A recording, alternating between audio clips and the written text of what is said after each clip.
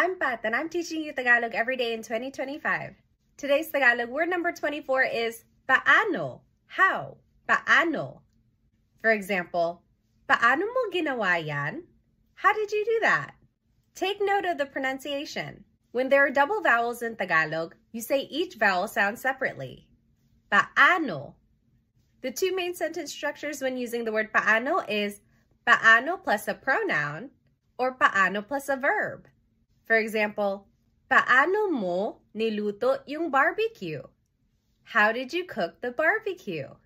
Or respectfully, paano niyo po niluto yung barbecue, Lola? Remember to add po when you're talking to an elderly person.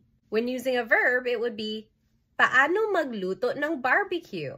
How does one cook barbecue? Or respectfully, paano po magluto ng barbecue? Here are a couple more common questions with the word paano. Paano nangyari yun? How did that happen? Hey, sorry, I accidentally broke the TV. Huh? Paano nangyari yun? Paano na ngayon? What now? Oh no, my car broke down. I can't be late. Paano na ngayon? Here's that word again. Paano. How? Paano. Paalam.